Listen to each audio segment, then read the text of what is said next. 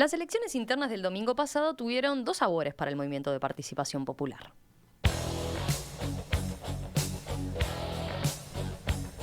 Por un lado, fue la lista más votada del oficialismo en el total del país, con cerca del 16% de los votos frente amplistas. Pero por el otro, el MPP había respaldado la precandidatura de Carolina Cose, que quedó segunda y más cerca del tercero, Oscar Andrade, que del ganador, Daniel Martínez. Cose obtuvo el 25,5% del total de votos frente amplistas. ¿Qué evaluación hacen entonces desde ese sector de estas internas? ¿Cómo negociará el MPP la vicepresidencia con Daniel Martínez? ¿Cómo se para eso? Bueno, vamos a conversarlo a partir de este momento con el diputado Alejandro Sánchez de este sector. ¿Qué tal? Buen día, diputado Sánchez. ¿Cómo le va? Un gusto saludarlo. Romina, es un gusto estar en contacto con ustedes hoy. Bueno, más en general, primero, antes de hablar de cómo le fue a su sector, Sí. ¿qué evaluación hace de estas elecciones internas para el Frente Amplio? Bueno, yo pienso que, en primer lugar, uno termina contento por lo que fue la campaña del Frente Amplio, en donde teníamos un gran desafío, porque estábamos proponiendo 4 compañeros nuevos, ¿no?, de renovación. Evidentemente no estaban en competencia los dirigentes políticos históricos del Frente Amplio. Ese era un desafío grande para el Frente. Era una competencia entre 4 que también era novedosa dentro del Frente Amplio, y había muchas interrogantes acerca de cómo podíamos atravesar este proceso, que creo que lo atravesamos bastante bien, en el sentido de que hubo mucha fraternidad en nuestros candidatos. Eso puede haber conspirado tal vez para generar una interna más atractiva. En otros partidos había una confrontación mucho más grande, ¿no? Diría, era una confrontación bastante dura. En el caso del Partido Nacional, que se llevó de alguna manera el foco de atención de toda la campaña interna. Y tal vez quizá también había una fuerte competencia dentro del Partido Colorado entre Talvi y Sanguinetti.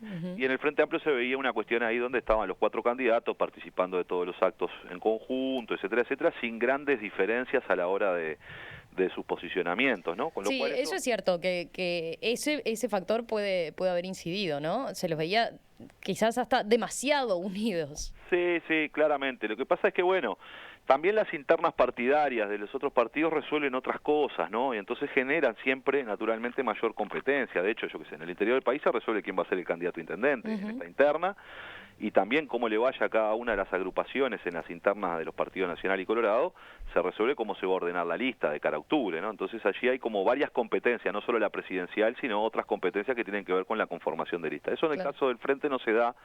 Por eso siempre el Frente tiene una performance más baja en términos de captación de votos hacia las internas, ¿no? Naturalmente eso pasó. También es cierto, es bueno decirlo, que el Frente no tuvo una gran movilización, ¿no? Es decir, nosotros... Bueno, ahí se está adelantando quizás un poco a lo que le pensaba preguntar. A ver, porque el Frente Amplio obtuvo menos votos, como suele ocurrir en estas instancias internas en relación al Partido Nacional, por ejemplo, pero también tuvo una caída en la votación respecto a las elecciones internas del 2014, ¿verdad? Sí. Estamos hablando de casi unos 47.000 votos menos aproximadamente, y uno puede decir, bueno, a priori era una elección más, era una interna, si bien había claramente una unidad entre los precandidatos, era más competitiva que la que tuvimos la vez pasada, ¿no? Con el presidente, actual presidente Tabaré Vázquez y Constanza Moreira, donde ahí ya se daba por descontado, digamos, la victoria de Vázquez. Sí, eso es verdad también, pero es cierto que en realidad, quizá esto con el diario del lunes, nosotros, por ejemplo, que hicimos más de 200 actividades en esta campaña interna, las 609, ¿no? Y además teníamos actividad por semana en 8 departamentos del interior, porque conformamos un equipo con 4 compañeros que después se juntaban con compañeros legisladores de la zona. A mí me tocaba estar ahí, entonces jueves y viernes siempre estaba en algún departamento distinto del interior del país. Logramos tratar de generar una movilización la máxima posible en el marco de que estábamos respaldando una candidata que las encuestas venían marcando como que era la segunda, ¿no? O sea, en definitiva, nosotros desde que largó la competencia, Martínez estaba instalado como el candidato favorito de los frentistas. Entonces en ese sentido se requería, aunque que la 609 en este caso generara una movilización mucho más grande para apoyar a Carolina, y eso fue lo que hicimos. Veíamos también que del otro lado había poca movilización de varios sectores del Frente que tomaron una decisión distinta, que tenían que ver con, bueno, quizás estaban apoyando al candidato que era favorito. Sí, porque por otro lado el Partido Comunista sí se movilizó mucho con la precandidatura de Oscar Andrade, por supuesto, ¿no? Sí, pero quizás las listas que respaldaban a Martínez hicieron una movilización un poco menor en el sentido de que entendían que el partido de fondo es Octubre y que, bueno, que esta interna estaba un poco más consolidado su candidato. Naturalmente, evidentemente eso generó, seguramente ocasionó una baja votación del Frente Amplio comparativamente con el 2014, y quizás también esa idea de que, bueno, que ya hay un ganador, genera también la desmotivación de algún elector, a decir, bueno, participar o no si ya está resuelta, ¿no? Particularmente puede ser un caso muy aislado, pero también se da dentro de la cultura política de los frentistas. A mí me ha pasado, digamos, en mi vecino, un vecino de mi barrio, para poner un ejemplo, quizá estadísticamente no significativo, porque no es un método muy estadísticamente muy bueno, pero cuando le fui a llevar a la lista a un vecino que vota el Frente Amplio siempre, me dijo, no, yo en las internas no voto, decidan lo que quieran, yo después voto en octubre al Frente. Y eso es parte quizá de una cultura del Frente en donde en definitiva no tiene la cuestión de las internas como un eje muy fuerte de disputa interna, sino que más bien la gente entiende que el programa ya está resuelto y que después lo que hay que definir es quién puede conducir mejor ese programa, y muchos frentistas se sienten con la idea de no participar. También ¿cuánto puede haber pesado? Me parece que, para no terminar un análisis que sea, digamos, hemipléjico, también es cierto que hay cierto descontento entre Bueno, eso le iba a preguntar, el frentista desencantado. Del Frente Amplio que, bueno, manifiestan parte de de sus críticas, quizá no participando en una elección que no es obligatoria, y tratan de darle una señal, y eso creo que el Frente lo tiene que leer también, por supuesto. Por eso, particularmente yo insistí durante toda la campaña que no me gustaba la idea de colocar como eje central la idea del cuarto gobierno del Frente, porque el cuarto gobierno pareciera ser que no vamos a repetir, que vamos a hacer más de lo mismo, y lo que deberíamos construir con mucha más fuerza es la necesidad de tener un nuevo gobierno, un gobierno que lleve adelante otras transformaciones con otras herramientas, pero que además aquellas áreas de política en donde hemos sido deficientes las mejore, y aquellos otros problemas que han surgido hoy en el país también propongan nuevas soluciones para eso. Entonces me parece que el Frente tiene que hacer una campaña de cara a octubre que tenga estos dos componentes, un componente de defensa de lo hecho, porque lo hecho significa un conjunto de derechos muy importantes para el país, pero también de construcción de futuro y de agenda nueva, en el sentido de que los problemas que tienen los uruguayos hoy necesitan una respuesta, y es una respuesta diferente, y el Frente tiene que plantearla. Claro. Parte también de su aprendizaje, de haber aprendido de que no fuimos perfectos y que cometimos errores, y para eso lo que tenemos que plantearle a la ciudadanía es que aprendimos de nuestros errores y tenemos nuevas propuestas. Eso se veía un poco en las distintas precandidaturas, ¿no? Había quien era más defensor de lo hecho, como dice usted, estoy pensando en Andrade, por ejemplo, pero también había de parte de los cuatro una fuerte apuesta a lo nuevo, lo que está por venir y lo que queda por hacer, ¿no? No, sin lugar a dudas, sí, porque hay que construir futuro, porque la gente tiene nuevos problemas. Algunos quizás son más viejos porque el Frente no los pudo resolver, porque son más estructurales, pero también hay nuevas problemáticas en el país, y un gobierno tiene que resolver, o sea, la construcción de un nuevo gobierno tiene que plantearle una alternativa viable, creíble, posible, seria y necesaria para resolver los problemas que tienen los uruguayos hoy, no los que tenían en el 2004, los que tienen hoy. Antes de seguir con la cuestión, bueno, ahora estábamos hablando más del resultado general, pero si vamos a la votación por sectores, a ver, los sectores más votados fueron el MPP y el Partido Comunista, ¿no? Sí. El astorismo quedó bastante por debajo de eso. Si sumamos, por ejemplo, el MPP más el Partido Comunista, llegaron a los 75.000 votos, mientras que lo que siempre fue el Frente Liber Serengui, digamos, llegó a los 38.000. Si bien es claro que estas mediciones son relativas, ¿no? Porque también otro peso importante es cómo quedan estos sectores en octubre mismo, en el Parlamento. ¿Puede leerse que el Frente Amplio da un girito a la izquierda?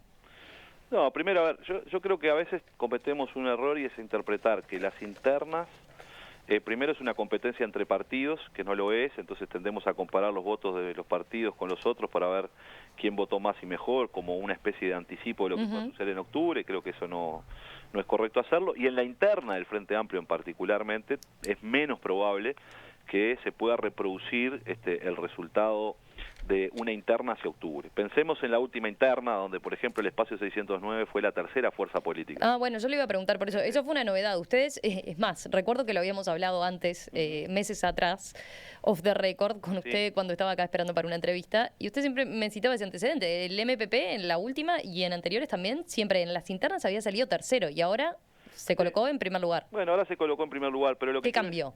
Bueno, ¿qué cambió? Y tal vez seguramente yo creo que ahí hay dos cuestiones. Primero redondear lo otro, o sea, Sí. yo creo que el resultado electoral de las internas no se expresa de la misma manera en octubre, porque primero ahí ya empieza a jugar con mucha más fuerza el voto de opinión. Quizás el voto de las internas es un voto, hay voto de opinión, pero hay voto también de las estructuras políticas que se mueven, ¿no? Es decir, se mueve el círculo más cercano a los partidos políticos, y eso hace quizá que los sectores que tienen más estructura militante, que tienen mayor capacidad militante, o que tienen candidatos incluso con discursos más potentes. El caso de Andrade, sin lugar a duda, desde mi punto de vista, es el mejor orador que tiene el Frente Amplio para un acto público, ¿no? Naturalmente, además es un compañero que tiene una trayectoria muy larga y es un compañero que además se ha parado en esta campaña y ha demostrado su capacidad no solo para poder hablar bien, sino además hablar con solvencia y con elementos, ¿no? Y el debate con Talvi creo que lo benefició en ese sentido. Cuando un economista egresado de Chicago le termina diciendo a un albañil que no le responda con cifras, demuestra la contundencia en el sentido de que no es solo discurso y retórica, sino también es trabajo, elaboración y elementos concretos de datos concretos y duros de lo que sucede en el país, en la economía y en la sociedad. Entonces, eso también tiene un peso muy importante. Yo creo que la 609 tiene una estructura militante con presencia en todo el territorio nacional, tenemos varios legisladores y legisladoras de diferentes departamentos, que en definitiva en el interior del país particularmente es la figura política de referencia, ¿no? Porque está el intendente y luego están los legisladores, que son 2 o 3, depende de los departamentos, y eso hace también que en una campaña esos compañeros involucrados en la campaña tengan una incidencia mayor por su llegada a la gente, por su acercamiento a los medios de comunicación, por tener ciertas referencias políticas, que hace que quizás uno tenga núcleos mejor organizados y con compañeros y compañeras con mayor visibilidad que otros sectores que lleven a que en una interna tenga un mejor resultado, naturalmente, ¿no? También pero claramente entonces, yo creo que... Con esto me está queriendo decir, sin decírmelo exactamente, que no es entonces este giro a la izquierda que se interpreta a veces.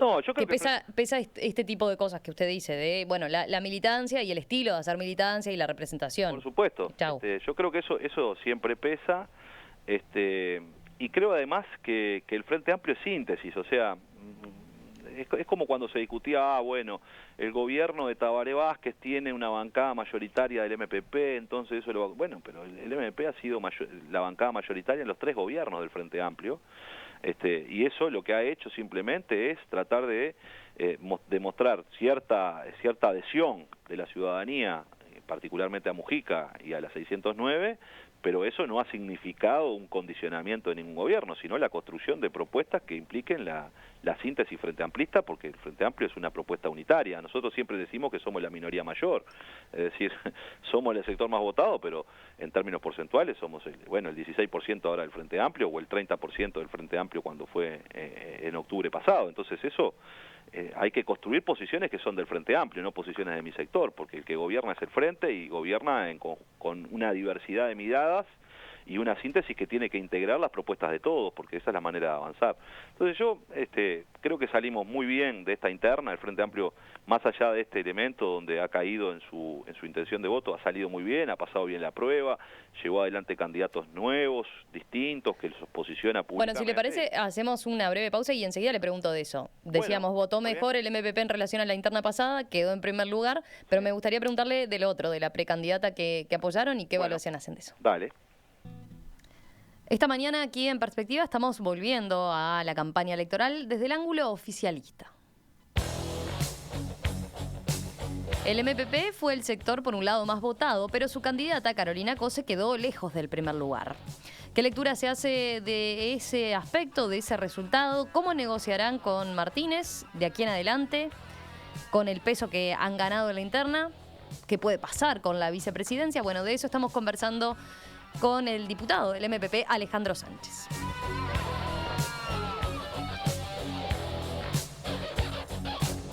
Diputado Sánchez, vayamos a ese otro punto que yo le mencionaba antes del corte. ¿Cómo ve el hecho de que, por un lado, tuvieron esa votación de 5.000 votos más en relación a la interna pasada del 2014? Estamos hablando del MPP. Pero, por otro lado, la precandidata que ustedes resolvieron apoyar, Carolina Cose, estuvo bastante lejos de Daniel Martínez, ¿no? Y un elemento que asombró en el último tramo, digamos, de la campaña es, y con los resultados a la vista, es lo próximo que quedó Andrade de ella, ¿no? Incluso en algún momento, ahí el domingo de noche había cierta paridad, había cierto empate entre uno y otro. ¿Cómo lo ve? Con el diario del lunes, digamos, ¿qué lectura hace? Bueno, por supuesto un sabor agridulce. Primero un lado, ese buen resultado de la 609 que demuestra parte de su trabajo, que bueno es decirlo también, porque cuando uno analiza en profundidad los números de la 609, se encuentra que el crecimiento de la 609 es explicado básicamente por Montevideo, es decir, la 609 tiene un desempeño muy bueno en Montevideo, que lo lleva a tener casi 4.000 votos más en Montevideo, y crecer cerca de 1.000 y pico de votos en Canelones, y luego en otros departamentos también crecemos, pero no tanto, quizás menos. En Maldonado también hubo un crecimiento importante, y eso tiene que ver también con algunas lógicas de cómo se ha ido parando la 609, con los liderazgos nuevos de la 609, que van haciendo un poco de camino y de trayectoria. Nosotros no nos arrepentimos de la decisión que tomamos. Para nosotros haber apoyado a Carolina Cose creo que fue una decisión acertada. Claro que era difícil esa competencia por varias razones. La primera razón es que a Daniel Martínez lo apoyaba muchas más listas de lo que apoyaba a Carolina, ¿no? Evidentemente tenía como, digamos, un abanico más grande de apoyos sectoriales, de estructura, de las que tenía Carolina, y además estaba mucho más instalado en la opinión pública, sin lugar a duda. Carolina era la desafiante en ese sentido. Carolina tuvo un buen desempeño, porque en definitiva tuvo 65.000 votos, de los cuales 40 y algo, 42.000 son aportados por la 609, pero tiene 20 y pico de mil votos que fueron a Carolina Cose y que se expresaron en listas que son quizás más pequeñas en términos sectoriales, y además tuvo un buen desempeño en la lista de independientes que apoyaba a Carolina Cose. Sí, o sea, tuvo 20.000 votos, o un poquito más incluso, por fuera de la estructura del MPP. Por supuesto, por supuesto. Digo porque ella en algún momento insistía en ese aspecto, ¿no? Que era importante para ella el apoyo del MPP, pero no se reducía a eso, ¿no? No, claramente, porque además si somos la minoría mayor, solo con el apoyo de la 609 no se gana una elección, ¿no? Y más cuando la 609 generalmente en las internas tenía históricamente un bajo rendimiento, ¿no? Además es el 16%, con el 16% uno no gana una interna, necesita un conjunto de votos mucho más amplios. Lamentablemente no se pudo lograr el objetivo de que Carolina pudiera ganar, y eso tiene que ver con que quizá no se logró fortalecer los apoyos suficientes como para que Carolina tuviera un mejor desempeño en términos electorales, pero es un buen resultado. Esa es la lectura que usted hace, le digo, pensando, usted dice, no nos arrepentimos y demás, pero a ver, hay analistas que entienden, bueno, el MPP no puso toda la carne en el asador, digamos así, para apoyar la precandidatura de Carolina Cose. Lo ven más bien como que el apoyo fue tibio, como que el MPP, con la experiencia y el aparato que tiene, cuando quiere jugar en serio, juega en serio, ¿no? Va por otro lado. Claro. Es algo que incluso se estuvo instalando en la misma campaña, ¿no? Y yo ante esa respuesta digo, el sector que más creció en esta interna fue la 609. Creció en términos de porcentaje dentro del Frente Amplio y en términos de votos absolutos. ¿Qué más puede hacer el MPP para apoyar a su candidata? Hizo más de 200 actividades. Fue el único sector que hizo actos masivos como sector, ¿no? Luego había actividades del frente y actividades de las candidaturas, pero el MPP en Montevideo hizo 5 actos grandes y el lanzamiento de campaña en Capurro. Además llevó el agite 609 a Rocha, Paysandú, Tacuarembó. Realizamos más de 200 mateadas a lo largo y a lo ancho del país.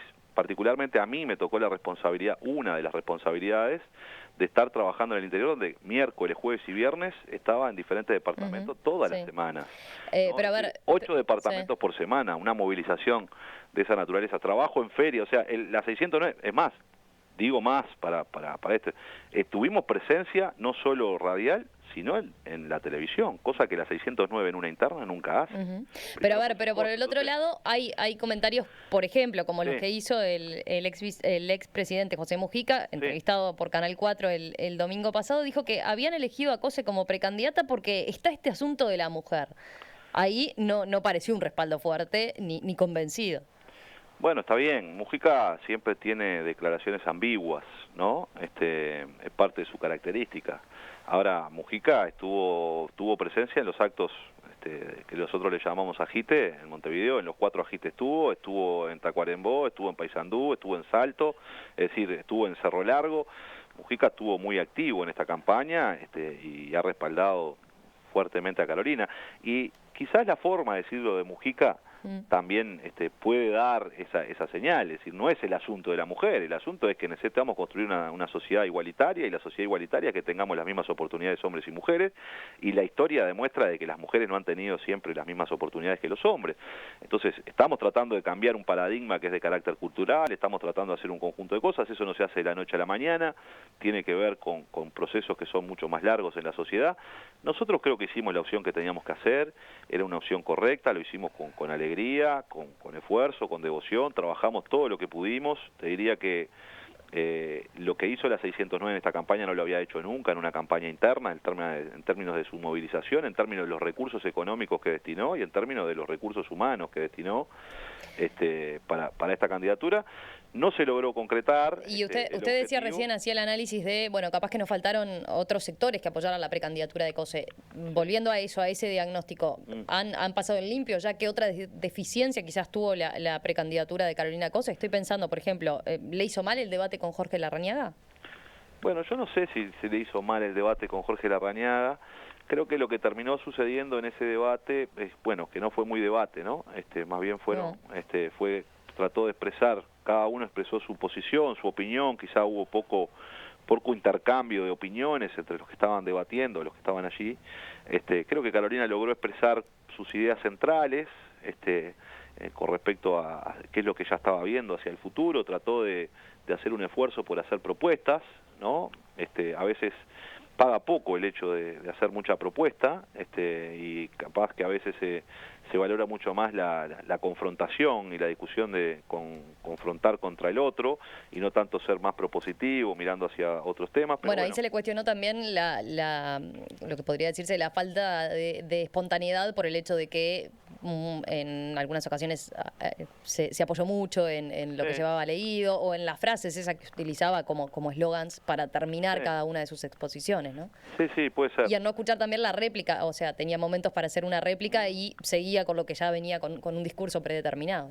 Sí, puede ser, digamos, eso también tiene que ver con que en el Uruguay la política uruguaya, yo parto de la base de que la política uruguaya se basa en el debate y en el intercambio.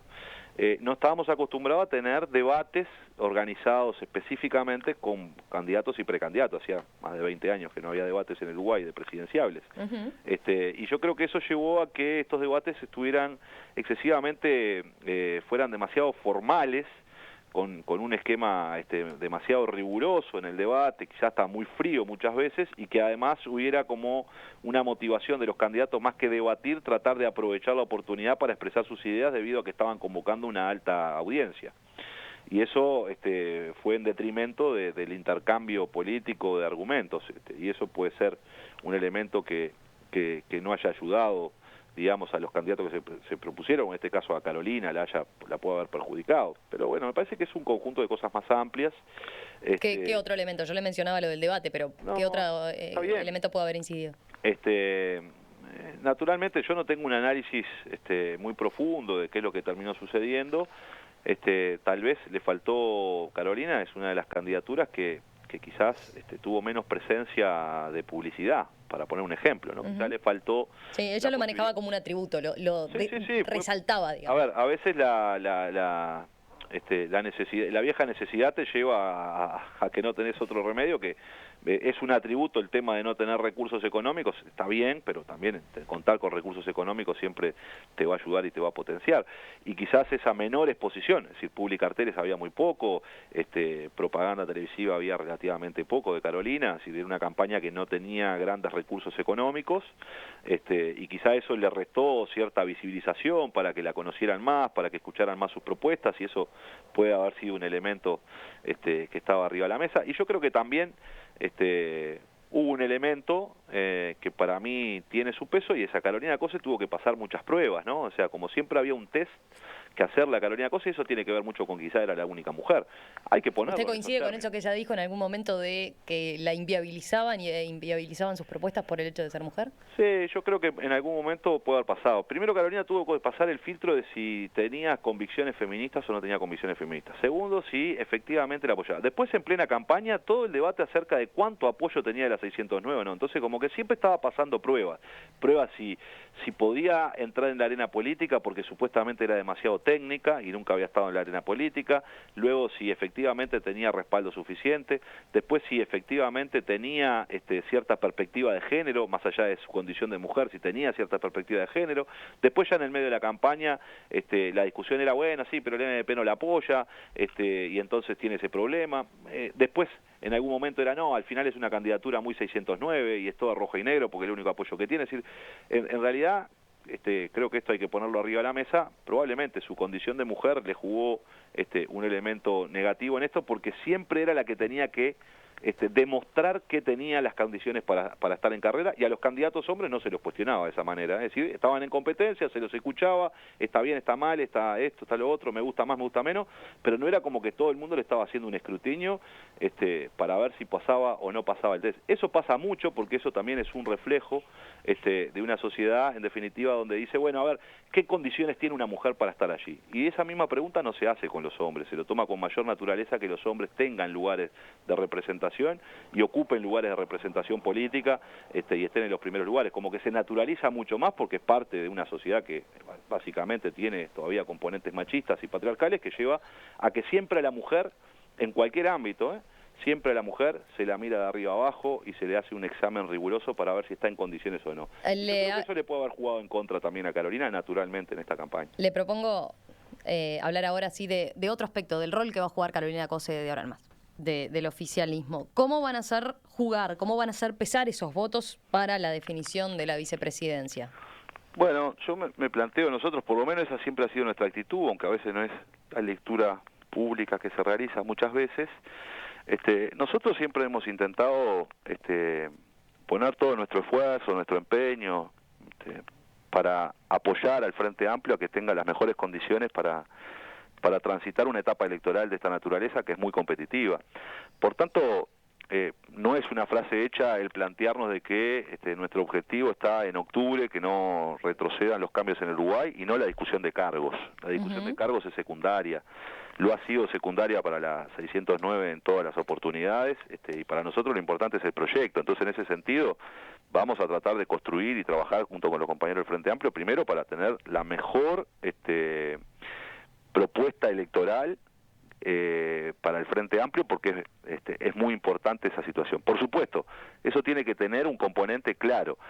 Necesitamos ganar una elección y necesitamos después gobernar. Es decir, la fórmula, los ecuatorianos le hablan binomio, le dicen binomio a la fórmula, me parece incluso hasta un término mucho más interesante, porque es la idea de la complementariedad, de un binomio, de una cuestión que se complementan mutuamente, y que tiene que también esta doble condición, tener un nivel potente desde el punto de vista electoral, de receptividad de la gente, y también tener la capacidad luego de poder gestionar bien y llevar adelante el plan de gobierno que uno se está planteando, porque estos son los dos desafíos. Entonces, en ese sentido, para nosotros, vamos a tratar de trabajar, como siempre lo hemos hecho, aportando al Frente Amplio a que el Frente Amplio tenga la mejor fórmula y la más potente ¿Pero posible. la mejor fórmula es Daniel Martínez, Carolina Cose para ustedes? No, para mí la mejor fórmula en términos de construcción es la de que no condicione, en este caso, en la primera instancia, en el debate, a quien salió electo, ¿no? El Frente Amplio siempre ha construido. Usted dice, tiene la derecha Daniel Martínez, por supuesto, más allá de los pesos de los sectores. Porque en el 2004 la tuvo Tabaré Vázquez, cuando en el 2004 no hubo competencia interna y Tabaré Vázquez propuso a Nigno Boas y el Frente Amplio entendió que era una fórmula que nos representaba a todos. No así en la pasada, cuando tuvo a Sendic. Lo mismo pasó, es decir, pasó en el 2009. Bueno, pero ahí sí se hicieron valer más. Pero permíteme esto. En el 2004 Tabaré Vázquez eligió a Nigno Boas. En el 2009 Mujica jugó de primera y planteó la posibilidad de que fuera Danilo Astori. Y luego se empezó con aquello, ¿te acuerdas del episodio de las cartas mutuas, no? Y aquella negociación que culminó en aquella fórmula. En el 2014 Tabaré Vázquez eligió a Sendic. Bueno, pero ahí sí se hizo valer y pesar mucho la votación, ¿no?, que había tenido Sendic. Bueno, sí, está bien. Ahora, también es cierto que en aquella interna o en aquel momento todo el mundo hablaba o lo visualizaba a Raúl Sendí como una figura política que venía en ascenso y que podía complementar muy bien la fórmula. ¿Qué es lo que quiero decir con esto? Sí. Me parece que plantearse como sector, y esta es la responsabilidad también de un sector grande dentro del Frente Amplio, ¿no? O por lo menos yo lo he asumido así, en esa condición. Es decir, nosotros somos un sector grande que si nosotros nos expresamos públicamente y contundentemente para decir la fórmula tiene que ser OCE, tiene que ser tiene que ser el otro, en definitiva, ¿qué estaríamos haciendo? Condicionando a quien ganó la elección, ¿no? Porque después tiene que decir, le digo que sí o le digo que no al sector más votado del Frente Amplio. Esa sería una forma, me parece, equivocada de avanzar en la construcción de lo que necesita el Frente Amplio, que es la mayor unidad posible para enfrentar una batalla muy difícil. Pero Mujica ha dicho, si nos parece natural que naturalmente que Cose sea la persona que lo acompañe, pese a que por el lado de Daniel Martínez o sus allegados, porque él no la descarta ni mucho menos, pero dicen, bueno, no es la forma que mejor complemente, ¿no? Porque dice que incluso tienen hasta algunas cosas en algún aspecto perfiles similares, ¿no? Sí, está claro. A ver, naturalmente Carolina Cose compitió en la interna, obtuvo 65.000 votos, quizás muchos esperábamos que tuviera un conjunto de votos mayor, pero naturalmente es una de las nombres que cuando uno lo pone arriba de la mesa para considerar una fórmula tiene que estar la de la precandidata que compitió, la única mujer que compitió. Me parece que eso implica justamente valorarlo. Ahora, si la 609, si el MP dice tiene que ser Cose, bueno, ya estamos condicionando al candidato, ¿no? Y me parece que no aporta a esta discusión que hay que construir. Me parece que está haciendo muy bien Daniel Martínez reuniéndose con todo el arco del Frente Amplio, conversando con todos. Me parece que eso también tiene que ver con esta responsabilidad que le ha tocado a Daniel, que es conducir, en definitiva, representar a todo el Frente Amplio. Lo está haciendo muy bien. El Frente Amplio no tiene urgencias en presentar su fórmula, porque la urgencia de presentar una fórmula era del Partido Nacional, porque tuvo una interna casi fratricida y necesitaba mostrar una foto de familia unida. Y está muy bien lo que hizo y por eso esa noche tenía que estar la fórmula. El Frente Amplio tiene un programa único, ha tenido una campaña fraterna, por tanto lo que tiene que hacer es construir una fórmula y plantearla y comunicarla públicamente cuando entienda que es oportuno. Para usted el criterio que se ha establecido, que el Frente Amplio ha establecido del criterio de paridad de género en la integración de la fórmula, ¿no es revisable? Aunque no sea la forma de maximizar los votos y las oportunidades de cara a octubre. Bueno, eso sin lugar a dudas, si hablamos de condicionamiento, es el único condicionamiento que yo creo que nosotros mantenemos en ese sentido. No solo porque lo resolvió un plenario del Frente Amplio. La idea. Pero a ver, se lo planteo porque después, con los resultados a la vista, se ha dicho, ¿no? Bueno, con la capacidad de convocatoria que tiene Andrade, por ejemplo, claro, podría ser claramente un compañero de fórmula que en ese caso sí complementaría muy bien, porque es hasta más combativo, ¿no? Que el perfil de Daniel Martínez. El Boca Andrade te decía hoy al principio, ¿no? Es uno de los mejores oradores y es un compañero con una trayectoria en los movimientos sociales y con un prestigio en los movimientos sociales muy importante, y esta campaña le ha permitido además expresar o mostrar otras facetas de su personalidad que quizás no lo teníamos tan... o la etiqueta que tenía por ser un dirigente sindical era una etiqueta distinta, y sin lugar a dudas el Boca es uno de los capitales políticos del Frente Amplio, naturalmente, y es de renovación también, naturalmente. Ahora, yo creo que las batallas culturales hay que darlas y hay que tomar riesgos. Y los riesgos que puede tomar el Frente Amplio son los que definimos anteriormente por las convicciones. Uno no puede tener, en algunos temas no puede tener solo posiciones que están centradas no en las convicciones sino en el oportunismo. Entonces, para mí, más allá de los riesgos que pueda conllevar, creo que la señal política y simbólica de tener una fórmula paritaria, para mí eso es innegociable. Yo creo y ahí está su prioridad, así no sea la que les da más chances de cara a octubre. Digo porque también es cierto que de cara a octubre está más complicado el escenario en relación a lo que era otras elecciones, ¿no? Sí, hay un nivel de mayor competitividad, una competencia muy grande, pero también es cierto que, a ver, analizando el posicionamiento de todos los sectores y de los partidos, hay un corrimiento importante de los partidos tradicionales hacia la derecha, ¿no? Con lo cual yo creo que esto va a ser una confrontación de dos bloques, un bloque conservador y de derecha contra un bloque progresista. Y el bloque progresista es mucho más amplio que los que estamos organizados en el Frente Amplio. Pero lo ve tan así. Estoy pensando, el propio Daniel Martínez dice, bueno, sentémonos a conversar ahora, próximamente, y lleguemos a acuerdos y a políticas de Estado en lo que tiene que ver con educación, por ejemplo, seguridad. Sí, Daniel Martínez en su discurso hizo un llamado a los progresistas de todos los partidos para sumarse a qué, sumarse a la necesidad de que las mayorías en un futuro del Uruguay sigan siendo progresistas. Pero el llamado que está haciendo Daniel Martínez es a sumarse o a construir, si es posible, incluso un espacio mucho más amplio que el del Frente Amplio para defender los derechos, para defender la agenda de derechos que está siendo duramente cuestionada por los elencos de los partidos que son de oposición en el Uruguay. Es decir, acá se ha puesto en tela de juicio un conjunto de temas, desde los consejos de salario, pasando hasta los derechos de las mujeres, pasando por el reconocimiento de las identidades. Bueno, pero ahí no es generalizado ni mucho menos, ¿no? ¿Hay alguna campaña en particular contra determinadas leyes Sí, por sí, el lado de claro. los sociales, pero ni Talvi ni la calle Pou hacen énfasis en eso, ¿no? No, es verdad, se presentan como más moderados, pero el problema es que ellos tienen que gobernar con sus alas más radicales. Entonces, un gobierno del Partido Nacional o del Partido Colorado va a ser un gobierno de coalición con las alas más radicales de la oposición, que están, desde mi punto de vista, bastante derechizadas. De hecho, la calle Pou hablaba de una gran alianza, donde incluía desde Cabildo Abierto hasta Novik, ¿no? Entonces, en realidad, van a tener que acordar su programa, más allá de las opiniones de los candidatos que se presentan como más moderados y de centro, para tener una mejor competencia, pero terminan transando con los sectores más de derecha. Y para gobernar van a tener que transar con esos sectores. En cambio, del otro lado está el Frente Amplio. Entonces, acá la discusión del pueblo uruguayo es, ¿se pueden poner de acuerdo para resolver los principales problemas del país los partidos políticos de oposición, cuando estando en la oposición ni siquiera se pusieron de acuerdo en los temas más importantes? Porque recordemos que en la interna del Partido Nacional habían actores que llevaron adelante una campaña de una reforma constitucional con un tema que es la seguridad, y el que ganó estuvo en contra. ¿No? Entonces, si no se pueden poner de acuerdo en la oposición cuando se habla del deber ser, ¿cómo van a hacer para ponerse de acuerdo en el gobierno? Yo creo que ese es un tembladeral importante.